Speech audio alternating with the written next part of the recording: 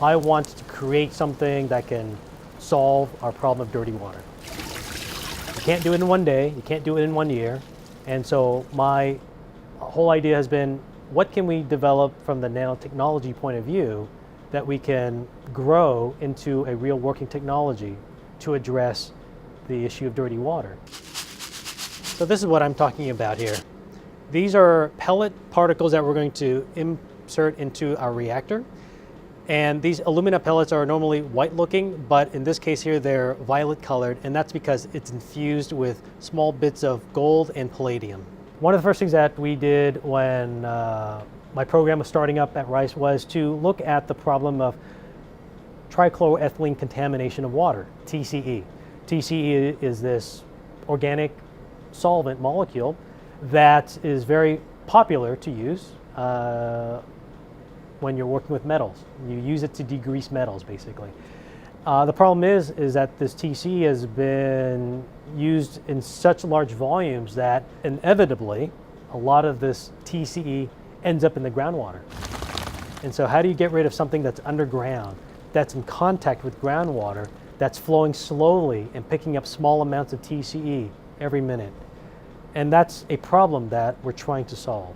Once we discovered the problem and realized just how tremendous this problem was in the US, but also in other parts of the world, we decided to set on this course of finding a new technology to help solve this problem. And we felt that nanotechnology and catalysis would be able to do the trick. What we didn't realize was just how good the materials that we made turned out to be. Turns out that small bits of palladium and gold metal, two metals that you wouldn't normally associate for cleaning water, turns out cleans water very, very well. What we have here is our mini flow reactor. This is where we have been doing our preliminary studies. It consists of a water reservoir where we have chloroform, water, and hydrogen. The water will be saturated with hydrogen. It will flow through our system. The pump is gonna flow the water through our reactors where we have these palladium gold pellets. What's going to happen is that the chloroform and the hydrogen will react in the surface of the palladium and will be converted into methane. After publishing these papers, we then expanded our directions to look at other types of contaminants, to understand better just why did palladium and gold bits of metal was able to do the trick so much better than what's out there now.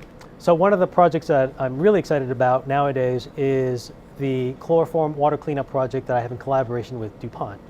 DuPont has a site that's been contaminated accidentally with chloroform.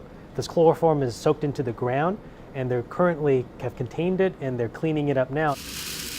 They heard about our hyperactive palladium gold materials, and now we're partnering up with them with Stanford to create and build this reactor, which will contain our pellets that contains the palladium gold.